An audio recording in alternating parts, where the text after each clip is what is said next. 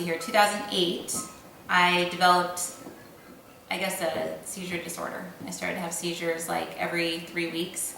It was seizures would come when my hormone levels were at a certain level over the month. And I would just have a grand mal seizure where I would literally just drop wherever I was, go out and start shaking, foaming at the mouth. I'd bite my tongue, get a concussion, just whatever. And I had this while I was driving home from the mall one night. It was about 8 o'clock and I was on my way to church with my boyfriend at the time, who I'm now married to, and my dad, and I was getting off the freeway, and next thing I know, I'm out and I'm above my brand new Mercedes that's now crashed into a fire hydrant. I'm like right here, the fire hydrant's over here, and it's filling up my car with water, which all the windows were up. So my physical body obviously was inside drowning, and I was above the car looking down and watching the water shoot up into the air. I look over and I see a girl who looks like me. She has long blonde hair and green eyes, but she was me, and she was about probably, I don't know, 5 feet taller than me. And I basically had a conversation with her that went something like, Marissa's a moron, I'm not going back, she's an idiot, she's going to continue to have seizures, she's going to crash more cars, her dad's not going to talk to her, the market's going to crash, she's going to lose all her money, blah, blah, blah, blah, blah, blah, blah. I was being totally irrational and unreasonable, talking to this beautiful being that's standing here emitting all this unconditional love, telling me that she loves me, my life's going to be great and everything, and I was just like, nope, nope, nope, Marissa's an idiot, I'm not going back. And I remember kind of turning around like I was going to walk into the light. You know, you hear people talk about these near-death experiences where they've walked into the light, and there was no light for me to walk into. There was just this girl standing here next to me. Anyway, next thing I know, I wake up in the back of a cop car. They thought I was a drunk student because I crashed right in front of the university over there in San Marcos. So I'm in the back of a cop car, and I'm completely freaked out because I'm handcuffed, and I'm hitting my head up against the window trying to get out of there because I had just come out of a seizure. So everything that I saw during the accident, I thought that I was having hallucinations, or it was part of the fact that I had been hitting my head against the glass, that I just had some sort of brain damage or something, so I didn't really think anything of it. About 6 months later, I had another accident, but this time I knew it was coming. I knew the seizure was coming, so I pulled over, and the car didn't crash, there was no water, there was no drowning, nothing like that. And next thing I knew, boom, I'm right above the car looking down, same girl, but this time there was this big white orb over here. And I was like, I told you guys, I told you she was gonna do it again, I told you. What I was talking about by saying I told you she was doing it again is I wasn't taking my seizure medication. So if I would have been taking my seizure medication, I wouldn't have been having the seizures, but I didn't want to take it because I didn't like the way it made me feel. So anyway, yelling at this girl that looked like me, yelling at this orb, telling them I'm not going back. This time I saw a light behind me. I turned around like I was going to walk away, and then boom, I'm in an ambulance on my way to the hospital. I kind of came out of this, I wasn't, I didn't have a concussion, so I was kind of more with it. So I grabbed a piece of paper from the ambulance worker, and I wrote down everything I remembered. At that point, remembered everything from 6 months earlier, and wrote that all down. So over the next 2 months, recovering from these accidents and the humiliation of crashing 2 cars in a row, started to kind of go a little bit crazy, and I lost my company. I lost my marketing company. I had a nonprofit organization at the time helping people keep their homes. Kind of lost that, and the only reason why I was still in real estate was because my dad was my partner and he was keeping the business afloat. But I basically was just existing, and I started to get obsessed with these dreams that I had during the accident.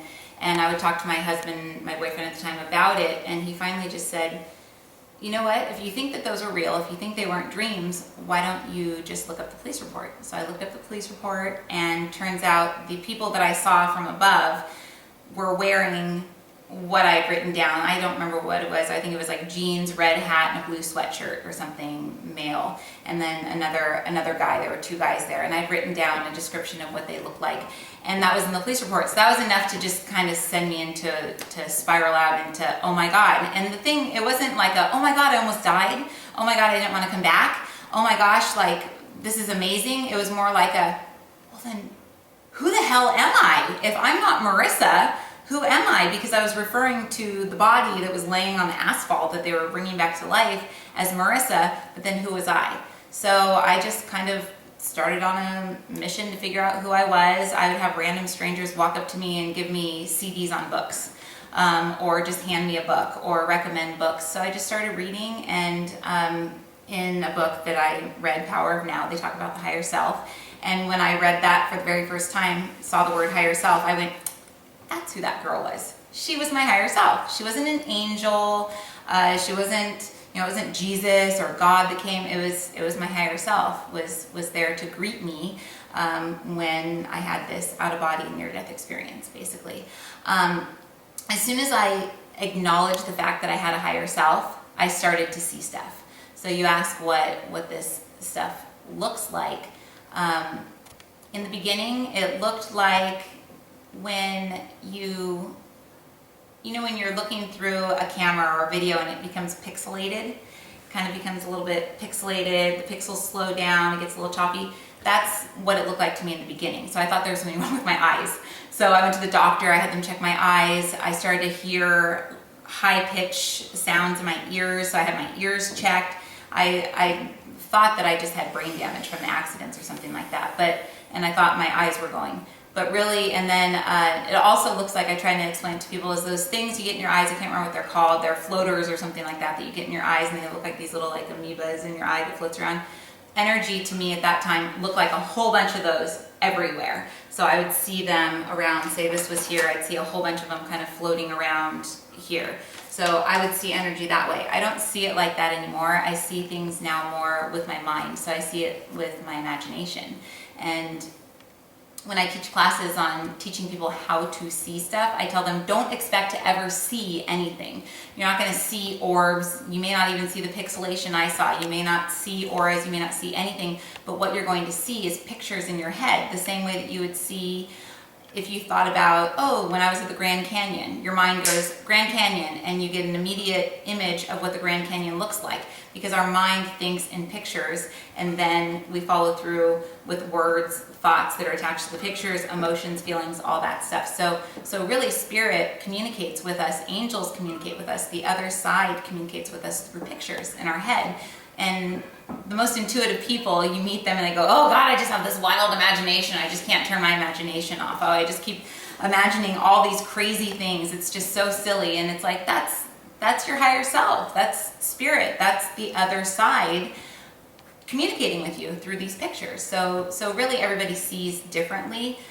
But for the most part, if you talk to a medium, if you talk to an intuitive, if you talk to a healer and they say, oh, I see this on you, I see that on you, for the most part, they're seeing it in their head the way that you would see in memory.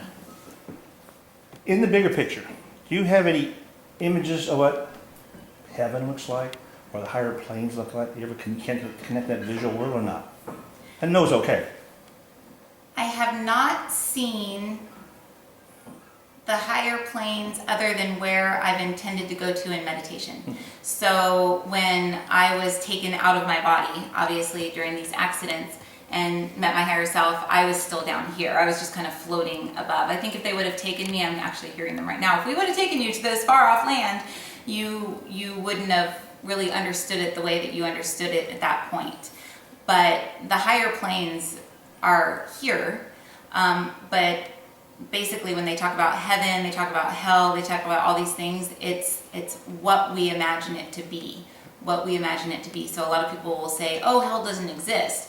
Well, it kind of does if the person believes it does, and then when they die, they're going to go to what they think hell is, and it's whatever they picture in their mind. So really, I think, and from what I've heard from students and seen in my healings, is the higher planes really are whatever we think it's going to be. When you talk, the last question would be, when you talk of people, spirits entering the room, how does that show up? Are they in form? They all have harps? I'm just laughing because I used to always think that angels all had harps and they sat on clouds and just chilled all day. And and I remember thinking, why would anybody want to go to heaven? That's so boring, just sitting there on a cloud with a harp. Yeah, that's exciting. But The spirits, depending on what plane they come from, if let's say God forbid any of us passed away right now in this room, we would be very close to this density. Our spirit would still be very tuned into our physical body. So somebody, a medium like me, may be able to see that spirit with my eyes. I may be able to see the outline of that person. I may be able to sense it, feel it, smell even a lot more than, even a few days after the person passes away. So I've seen spirits with my eyes walk into a room, and other ones I get flashes or images in my head. A lot of the times I'll see my own grandma, but I know that that's just my brain going, oh, there's a grandma here. So I used to always wonder, why is my grandma following me around? Doesn't she have anything better to do? She's literally just always here. She's at the grocery store, she's washing the dishes with me, she's doing all this stuff, and it turns out that was just my brain's way of going, grandma's here, there's a grandma here. And then if I go, whose grandma is this, then I'll see an image of a person, or I'll be directed towards somebody in the room or something like that. And once I start talking to them, I see an image of their grandmother. So again, I see through my mind. I know other people who actually leave their body to go and communicate with these people, and they feel like they're just sitting in the room with them, and that's something called astral traveling. So they're actually leaving their body and they're in a different plane with those people, and it's just like all of us are sitting here right now, but I don't communicate with them that way, but a lot of people do. The last question. I've made analogies that people have short antennas like mine that don't see much, and other people have long whip antennas that can see and feel and touch and taste and be part of that world. Is that sort of an interesting analogy? From human to human. Yeah, it is. It's an interesting say analogy. That and some people are. The way I find it interesting is because that's what I actually see. When I first started to see on people, I'd be at the grocery store and I'd be walking around, and everybody had like these little like tails coming out from right here. Some people it was just kind of like laying down like this. Other people it was like up. Other people it was like really expanded. So my belief is that we all have intuition. We can all communicate with our own soul. We can all communicate with our guides, with our higher self. Angels are a different story sometimes because angels carry such a high frequency that not everybody can communicate with angels. Angels can drop down to our frequency in order to save our lives, in order to move things, to basically like, what is it we were saying earlier, split the molecules. So if somebody's in a car accident, instead of hitting the bridge, they'll go through the bridge. Angels can do that. So angels are different. People that communicate with them are actually at a different frequency. It doesn't mean they have a longer antenna or it's more tuned in. It just means that they probably have angelic energy. So it's like angels communicate with angels. ETs communicate with ETs. Basically it's like attracts like. So if you want to communicate with an angel, if I want to communicate with angels, I call in my angelic self and I tune into the angelic plane. So it's like tuning in a radio. As far as the antenna being, more tuned in or not, everybody's tuned in. It's just our consciousness and our awareness. And I think the biggest thing is people expect to see, when they want to tune into something and talk to somebody, it's like they expect like, and the lights or the clouds to separate and the lights from heaven to come shining down and for God to land or Jesus or an angel, when really it's just through our thoughts that they communicate with us.